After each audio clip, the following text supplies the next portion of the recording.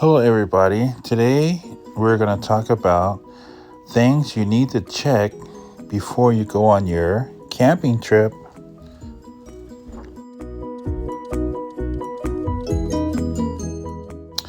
Okay, guys, for one thing I like to check is the air intake. And as you can see, this one has a K&N air filter, which I like because it makes the engine breathe better and you have better acceleration. And I found out from people who race cars that it's good to get the cold air from the bottom like this does.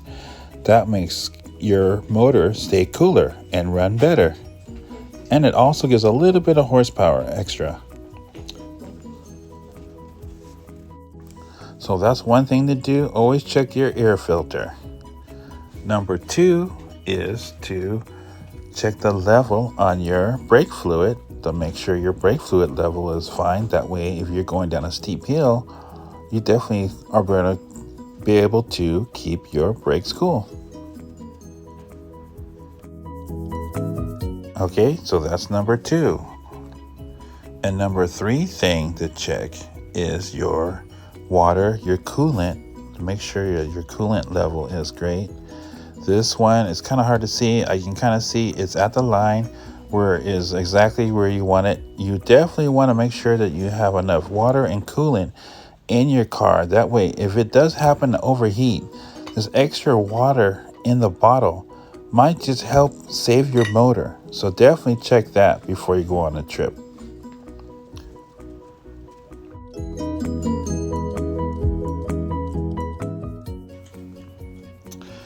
And just so you know, this is the top right here where you can add your water. And also here's the coolant top where you can check and make sure that it's full with water. The number 3 thing is to check your oil.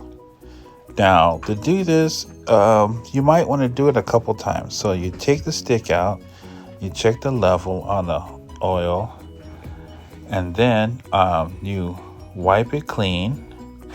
And then you re-dip it a couple times. Sometimes it's hard to read the first time. For what this one looks like, it might need a little bit of oil put in here. So after checking it, we're just going to add some oil to this thing.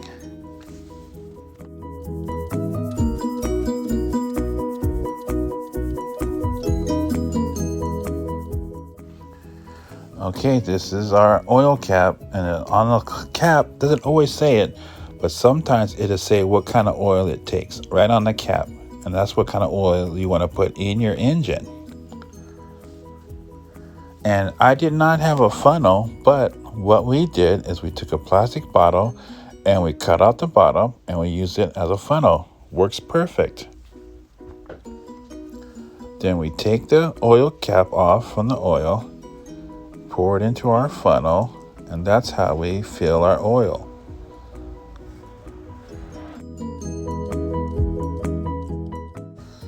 Sometimes a car might only need like a half a quart. So what you want to do is you pour a little bit in and you check the bottle. On the side of the bottle, it'd say how much oil you put in. That way you know if you want to put a half a quart or you put a whole quart. Then after you add your oil, then you check your dipstick again to see if your dipstick is at the right level. If it's at the safest level, then you are good to go with your oil check. Like I said, if you always need to add a little bit more, you can. And it says on the side of the bottle how much you're putting in. Let that be your guide.